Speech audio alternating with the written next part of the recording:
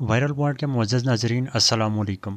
کے P police کی جانب سے مراد سعید کی بہنوں کے اوپر ہاتھ ڈالنے کے بعد مراد سعید نے سوشل میڈیا کے اوپر ایک پیغام لکھا۔ مراد سعید لکھتے ہیں کہ گزشتہ 48 گھنٹے بے یقینی میں حقائق سامنے آنے کے انتظار میں گزرے، کیونکہ ذہن نہیں مان رہا تھا کہ واقعتاً پختونخوا میں وہاں کی پولیس کی نگرانی میں ایک معزز شہری کی چادر اور چاردیواری پامال کی گئی، محض رشتہ داری کی بنیاد پر۔ کیا ہم بالکل ہی روایات اور تہذیب سے بے بہرا ہو گئے ہیں؟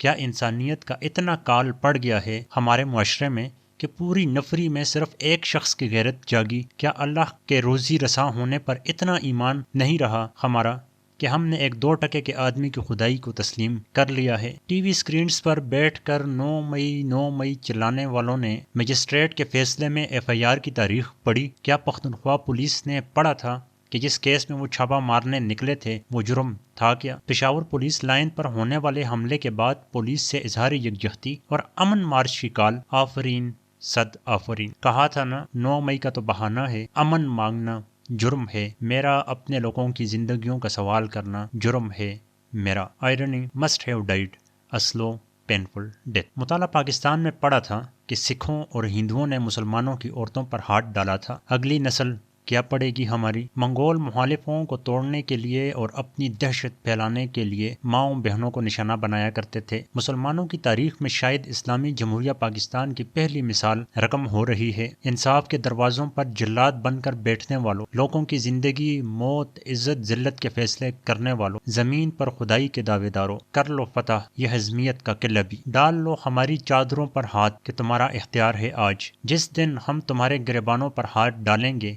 وہ اللہ کا سجایا میدان ہوگا، وہ اللہ کے انصاف کا دن ہوگا، وہ اللہ کے جس کا وعدہ ہے کہ وہ بھولتا نہیں۔ بنا لو اپنی کمظرفی اور بےغیرتی کے لیے جھوٹے بیانیے بھی۔ ہمیشہ رہنے والی ذات کا دعویٰ ہے کہ قائم سچ نے رہنا ہے، اور سچ یہ ہے کہ یہ قوم تمہارے نقاب الٹ چکی ہے۔ سچ یہ ہے کہ تمہارے پاس کچھ نہیں بچا، نہ بھرم، نہ بھروسہ، نہ غیرت، نہ قومیت، تم ہار چکے ہو۔ اب نہ ہماری پگڑیاں تمہاری اوریانی ڈھانپ سکتی ہیں، نہ ہماری بہو بیٹیوں کی ردائیں تمہاری عزت بحال کر سکتی ہیں، اور نہ ہمارے سر حاصل کر کے تمہاری طاقت کو دوام مل سکتا ہے۔ کاش اپنے بغض اور انا میں تم اتنا نہ گرت۔ مراد سعید نے یہ پیغام آج لکھا، اور کل میں آپ کو یاد کرواتا چلوں کہ پشاور مجسٹریٹ کی جانب سے اس بات پر شدید برہمی کا اظہار کیا گیا کہ ایک حاضر سروس آرمی کے میجر طیب نے پولیس کو یہ حکم دیا تھا کہ وہ جا کر مراد سعید کے رشتہ داروں کے گھر پر چھاپہ مارے، اور اس کے بعد وہاں سے مراد سعید برآمد نہیں ہوئے۔ تو اس پہ یہ پھر اعتراضات مجسٹریٹ کی طرف سے لگائے گئے تھے کہ پولیس نے بعد میں اس کی تحقیقات کی